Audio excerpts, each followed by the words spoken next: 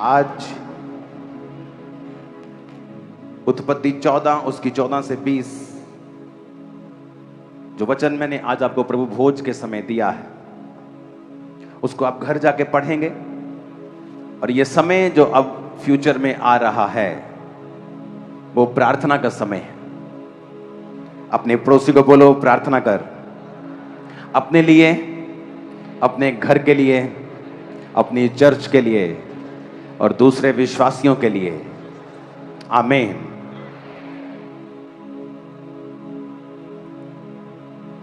यीशु मसीह ने एक बात बोली है। उसने कहा तुम नहीं जानते प्रार्थना किस रीति से करनी चाहिए, लेकिन तुम्हारे पिता का आत्मा तुम्हारे अंदर से प्रार्थना करता है। यानी जब हम अपने आप को प्रार्थना में बिठाते हैं तो हमारी प्रेयर रिक्वेस्ट कितनी देर की होती है? आपको कोई हीलिंग चाहिए, कोई प्रार्थना आपकी है, आप 10 मिनट में 15 मिनट में परमेश्वर को बोल दोगे। लेकिन आगे जब आप पवित्र आत्मा की हुजूरी में बैठे रहोगे फिर आप क्या प्रार्थना करोगे? क्योंकि फिर आप वही प्रार्थना करेंगे जो पवित्र आत्मा चाहता है, चाहे वो अपने चेलों के लिए करवाए, अपनी कलीसिया के लिए करवाए। और जब आप गैर भाषाओं में प्रार्थना करते हैं तब परमेश्वर आपके शरीर को, एक किराए के घर को यूज कर रहा होता है। और जब आप प्रेयर में बैठते हैं, चाहे आप गैर भाषा में करें, चाहे आप अपनी भाषा में दूसरों के लिए, कलीसिया के लिए, अपने पास्टर के लिए और दूसरी चर्चेस के लिए सताव हो रहे लोगों के लिए जब प्रार्थना करते हैं तो परमेश्वर आपको ब्लेस करता है, क्योंकि आपका शरीर इस्तेमाल हुआ है परमेश्वर के किसी खास काम के लिए। जब परमेश्वर का काम होता है तो शैतान भी अपना पूरा काम करने की कोशिश करता है। जब रोम के साम्राज्य में परमेश्वर का काम हो रहा था और जब प्रभु यीशु मसीह अपने समाचार को दे रहे थे तो उनको लगा कि ये व्यक्ति बड़ा उलट फुलट कर रहा है, इसको मारने का प्लान बनाते हैं तभी ये काम खत्म होगा। तो वचन कहता है उन्होंने उसे पकड़ा और उसे मार दिया। उन्हें लगा अब कोई यीशु मसीह की बारे में बात नहीं करेगा। और वचन में लिखा है कि जब 12 चेले वही नाम लेने लगे और चेले वही नाम लेने लगे, उन्हें लगा अब लगता है इनको खत्म करना पड़ेगा। याकूब को मरवा दिया, कलीसियाएं तितर बितर हुई, उन्हें लगा अब यह काम खत्म हो गया। लेकिन वचन कहता है वहां से कलीसियाएं निकलकर आगे तुर्की की तरफ, जो कि एक समय क्रिश्चियनिटी का सेंटर बन गया था, तुर्की, उसका इस्तांबुल जो आज टूरिज्म का हब है दुनिया का, मेडिकल का हब है दुनिया का, वो क्रिश्चियनिटी का गढ़ बन गया। क्योंकि वहां पर इफिसुस की कलीसिया जितनी प्रकाशित वाक्य की कलीसिया, पौलुस वहां कलीसिया स्थापित करता है, यूहन्ना प्रकाशित वाक्य वाला वहां पे कलीसिया स्थापित करता है। और वो लोग आगे चलते चलते चलते इटली से लेके पूरे नीचे ईरान, इराक, सीरिया से लेके ऊपर पूरे यूरोप से लेके जहां जहां भी लोग रहते थे। और थोमा भारत में, केरला में आता है और परमेश्वर का सुसमाचार सुनाता है। रोमियो को लगा कि अब इनको मार देंगे और सुसमाचार का काम खत्म कर देंगे, और उन्होंने परमेश्वर के लोगों के ऊपर मृत्यु दंड देने शुरू किए। और एक समय आया जब रोम परमेश्वर की क्रिश्चियनिटी का सेंटर बन गया। और रोम में जो बिशप थे उन्होंने वहां पर आत्मिक और शारीरिक दोनों तरीकों के साथ वहां पे राज्य किया। और उसके बाद आज हम जानते हैं, आज जब आप क्रिश्चियनिटी की बात करते हैं, जब पोप की बात करते हैं, रोमन कैथलिक्स की बात करते हैं, तो वो रोम की बात करते हैं। उसके आसपास बहुत सारे लोग, कुछ पेंटिकोस्टल में हैं, कुछ मेथोडिस्ट हैं, कोई कुछ है, लेकिन सब क्रिश्चियंस हैं। और परमेश्वर का राज्य वहां स्थापित होता है। बार बार लोग ये सोचते आए कि हाँ हम इनका विरोध करेंगे, इनको फंसाएंगे, फिर इनको मारेंगे और ये परमेश्वर का काम रुक सकता है। परमेश्वर का काम रुकने वाला नहीं। आपको प्रार्थना करनी है, क्योंकि जब आप परमेश्वर के राज्य के लिए, उसके विजन के लिए प्रार्थना करते हैं, आपकी पर्सनल प्रेयर्स भी परमेश्वर उनका आंसर देता है। जब आप अपनी लाइफ को परमेश्वर के राज्य के लिए डेडिकेट कर देते हैं तो परमेश्वर जानता है कि आपको पर्सनली किन चीजों की जरूरत है। आसान है, यीशु मसीह ने कहा मेरा बोझ उठाना, और तुम्हारा बोझ मुश्किल है। अगर एक व्यक्ति, परमेश्वर कहता है कि अगर तू थका हारा बोझ नीचे दबा हुआ मेरे पास आ, मैं तुम्हें विश्राम दूंगा। मेरा बोझ उठा, मेरा क्रूस उठा जो नरम है, मेरा बोझ सहज है, मेरा बोझ हल्का है, और अपना बोझ मुझे दे दे। आज एक आदमी जब उसकी गलत शादी होकर हो जाए तो उसकी पूरी जिंदगी बर्बाद हो जाती है। उसका पैसा, उसकी कमाई हुई दौलत, उसका पीस, अगर उसके बच्चे हैं, वो फैमिली लाइफ, पूरी उसकी फैमिली लाइफ शैतान मिस कर देता है। लेकिन अगर आप परमेश्वर के राज्य के लिए जी रहे हो, अगर आपका जीवन प्रार्थना वाला है, आपका मकसद परमेश्वर का काम करना है, तो परमेश्वर मेक श्योर करता है कि आपकी लाइफ पार्टनर, आपका लाइफ पार्टनर जब आपकी लाइफ में आए तो वो परमेश्वर की ओर से हो और वो आपको तंग ना करे। वो मेक श्योर करता है कि तुम्हारी लाइफ में शैतान कोई काम ना कर पाए, कोई एक्सीडेंट की पावर तुम्हारी लाइफ में काम ना करे, शांति तुम्हारी जिंदगी का हिस्सा रहे। क्यों? क्योंकि तुमने अपना जीवन जो है वो परमेश्वर को दे दिया है और तुम प्रार्थना करने वाले हो, उसके राज्य के लिए प्रार्थना करते हो, उसके चेलों के लिए प्रार्थना करते हो, उसकी कलीसिया के लिए प्रार्थना करते हो, जहां जहां सताव है उन लोगों के लिए प्रार्थना करते हो, तुम बीजों को बोते हो, तुम फास्टिंग करते हो उन लोगों के लिए, तुमने अपना जीवन परमेश्वर को दे दिया है, तुम अन्य जाति लोगों के साथ सुसमाचार को शेयर करते हो, तुम अपने विश्वास के बारे में उनको बताते हो, तो परमेश्वर देखता है कि तुम्हारा जीवन जो है वो मसीह में है, फिर वो सुरक्षित रहता है, आशीषित रहता है और वो तुम्हारी अगुवाई करता है। और अगर तुम किसी गलत दिशा में जाने वाले होगे, वो तुम्हारी अगुवाई करके तुम्हें वहां से रोक देगा। मैं आपको बता रहा हूं, कई बार परमेश्वर हर बार आपके कानों से बात नहीं करता, आपकी स्पिरिट से बात नहीं करता। जब आप परमेश्वर में पूरे होते हैं, वो आपके आसपास ऐसा एटमॉस्फेयर बना देता है कि आप गलत दिशा की ओर जा ही नहीं पाते हैं। मुझे आज भी याद है, एक जन का मुझे फोन आया साउथ इंडिया से, और एक ऐसा परमेश्वर का सेवक जो करप्ट हो चुका था और फेक प्रोफेसीज करता था, और उसका फोन आया कि मैं वहां पे आ रहा हूं। और परमेश्वर जानता था, मुझे नहीं मालूम था उस समय, क्योंकि उसकी सच्चाई भी मुझ पे जाहिर नहीं हुई थी। मुझे मालूम नहीं था कि वो फेक है या नहीं। मैं उसको एक अच्छा मैन ऑफ गॉड समझता था, जेन्युइन समझता था। और एक दिन सुबह हम उठते हैं, जब हम जाने वाले थे एक दिन के बाद, और मैं और मेरी वाइफ हम दोनों उठे, और हम दोनों को 101, 102, 103 बुखार था। हमें ऐसा बुखार ना कभी पहले हुआ था, ना उसके बाद आज तक कभी हुआ है, और हम दोनों हैरान हैं, हमसे उठ नहीं हो रहा, हमें बुखार, बहुत गहरा बुखार है, गला दिमाग सब जकड़ा हुआ है, कोविड के पहले की बात है। तो हम बड़े हैरान है कि चलो एक जन को होता है थोड़ा सा, फिर उसका बढ़ जाता है, फिर अगले को होता है, ऐसे ऐसे फैलती है नई चीजें। एकदम से रात को हम बिल्कुल ठीक हैं, कल सुबह बिल्कुल ठीक थे, एकदम से सुबह उठे और हमारा गला, हमारा सब कुछ अंदर से जकड़ा हुआ, बुखार 103 है, उठ नहीं हो रहा, बिल्कुल हिम्मत नहीं है कि बेड से उठ जाएं। हमने कहा ये क्या हो गया, चलो देखते हैं। अगले दिन पैरासीटामोल खा के देखते हैं, वो ठीक नहीं हो रहा है। जब तक वो फेक आदमी इंडिया छोड़ के नहीं गया, हमारा बुखार खत्म नहीं हुआ। जैसे वो इंडिया से गया, हम बिल्कुल ठीक थे, बिना दवाई के। सुनो मेरी बात, परमेश्वर ने बाद में, सालों बाद हम पर जाहिर किया कि अगर मैं तुम्हें वहां जाने देता तो तुम भी सालों तक एसोसिएट गिने जाते उसके साथ, उस फेक आदमी के साथ। तो मैंने तुझे रोका। जब आप परमेश्वर के लिए जीते हैं ना, चाहे आपको परमेश्वर बोल के ना बोले, लेकिन वो मेक श्योर करेगा आपका एटमॉस्फेयर, आपकी लाइफ का सारा माहौल उसके हाथ में रहेगा, सब कुछ उसकी ओर से होगा।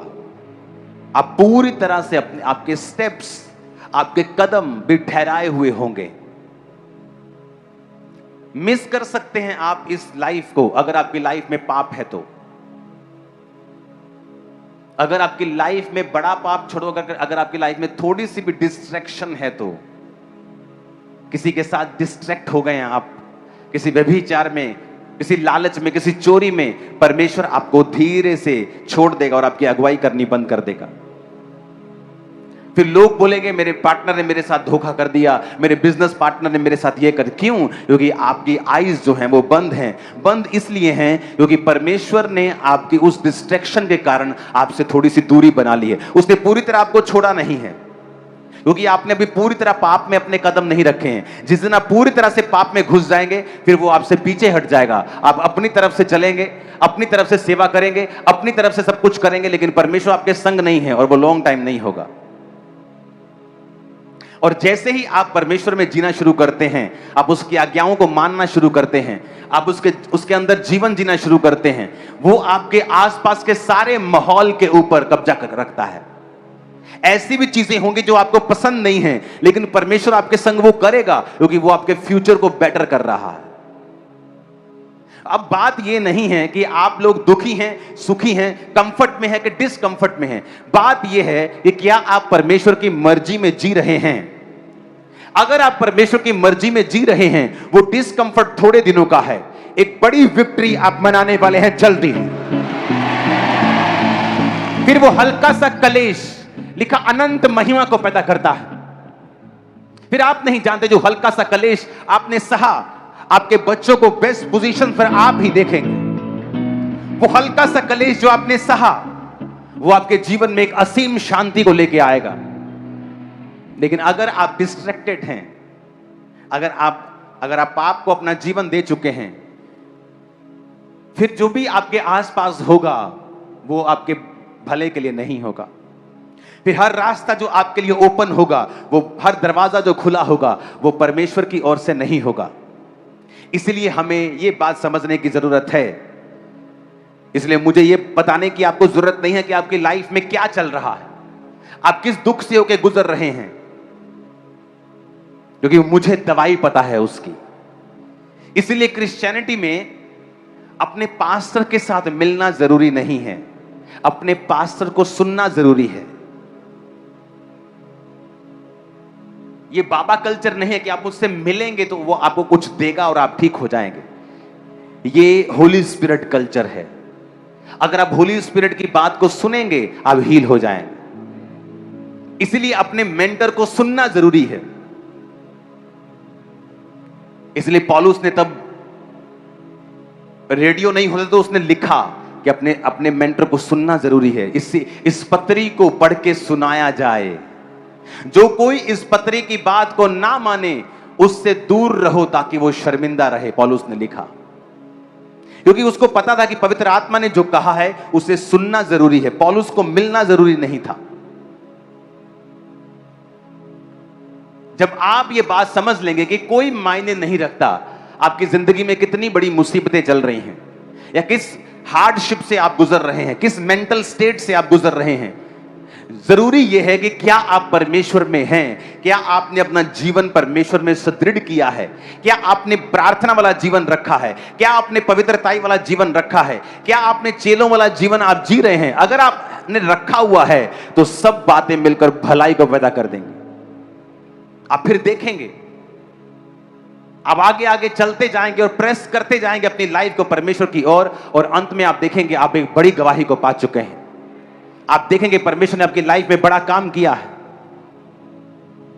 हालेलुया। परमेश्वर ने आपको बड़े कामों के लिए चुन लिया है। आप आम कलीसिया नहीं हैं। पूरी दुनिया में आपकी बात हो रही है। पूरी दुनिया में मैं आपको बता रहा हूं। कुछ बातें मैं यहां से आपको बता नहीं सकता हूं, लेकिन फुल वर्ल्ड में आपकी बातें हो रही हैं, आपके विश्वास की बातें हो रही हैं। आमीन। तो हमें यह बात दिमाग में कैरी करके रखनी है। हम वो कलीसिया ना बने जिसको सिर्फ अपने मसलों के लिए चर्च जाना है। अगर आपको अपना मसला हल करवाना है तो मैं आपको बता सकता हूं अपने एक्सपीरियंस से, जितना आप उसे हल होता देखना चाहते हैं, परमेश्वर 10 गुना उसको हल होता देखना चाहता है। लेकिन बात यह है, हम मनुष्य हैं, हमारी सोच छोटी है और परमेश्वर की सोच बड़ी है। इसीलिए बाइबल कहती, जब नामान कोढ़ी जाकर उसकी परमेश्वर के दास के घर के बाहर खड़ा हुआ तो उसने कहा ये बाहर आएगा और मेरे सिर पे हाथ रखेगा, तेल मलेगा और मुझे चंगा करेगा। लेकिन उसने अंदर से कह दिया, जा इसको बोल कि यरदन नदी में 7 डुबकियां मार, इसका कोढ़ खत्म हो जाएगा। कई बार परमेश्वर आपकी एक्सपेक्टेशन के हिसाब से काम नहीं करता। वो मिला भी नहीं, उसने गुस्सा किया और चला गया कि मुझसे मिला नहीं, मैं इतना बड़ा आदमी हूं। तो उसके सेवक ने बोला, जो उसने कहा है मुश्किल नहीं है, ये रास्ते में नदी है, देखो मार लो डुबकी, क्या जाता है हमारा, इतना कुछ तो किया है पूरी दुनिया में, लाखों करोड़ों खर्चा किया है, ये तो फ्री का काम है, कर लेते हैं। नहीं हुआ तो पानी भी हम साथ लेके आए, आपको फिर अच्छे पानी से नहला देंगे। तो बाइबल कहती जैसे ही वो डुबकी मार के बाहर आया, उसका कोढ़ जा चुका था और वो मनुष्य एक छोटे बच्चे की चमड़ी के समान साफ हो चुका था। हालेलुया। कई बार आप जो चाहते हो ना, परमेश्वर भी वही चाहता है, लेकिन तरीका परमेश्वर का अलग है। मैं हीलिंग चाहता था, परमेश्वर भी मेरी हीलिंग चाहता था, लेकिन तरीका यह था कि मैं अपने लिए फास्टिंग करता जा रहा था, ध्यान सिर्फ अपने पे था, क्रूसेड करवाए अपने लिए कि मैं हील हो जाऊं, और परमेश्वर ये चाहता था कि अपने लिए नहीं, लोगों के लिए कर। जब आप फास्टिंग करते हैं दूसरों के लिए, कलीसिया के लिए, सताव के लिए, परमेश्वर की सुरक्षा के लिए, तो परमेश्वर देखता है कि आप उसके राज्य के लिए काम कर रहे हैं और आप उसकी महिमा के लिए काम कर रहे हैं। और परमेश्वर जब आपको इन कामों में देखता है, और अपने घरों में जब आप हों, अपने बिजनेस में जाएं, अपनी जॉब में जाएं, आपके कैरेक्टर से, आपके चरित्र से यह नजर आना चाहिए कि आप क्रिश्चियन हैं। आपके डेली अफेयर, डेली कामों से, डेली आपकी डीलिंग, हैंडलिंग से, जो आप लोगों से करते हो, स्टाफ से करते हो, बॉस से करते हो, अन्य जातियों से करते हो, उनको नजर आना चाहिए कि तुम क्रिश्चियन हो। तुम्हारे स्वभाव से, तुम्हारी वफादारी से, तुम्हारे उस नेकपन से उनको मालूम होना चाहिए कि तुम इनडायरेक्ट उनको प्रचार कर रहे हो। हालेलुया। ऊंची आवाज में कहो हालेलुया। और अगर हम ऐसा नहीं करते हैं तो हम पीछे हैं। हमने क्रिश्चियनिटी को पूरी तरह पहना नहीं, हम इसका मतलब नहीं समझे, हम नहीं समझे हम जगत की ज्योति हैं, पृथ्वी के नमक हैं, प्रिजर्वर हैं, रास्ता दिखाने वाले हैं, लाइट हैं हम।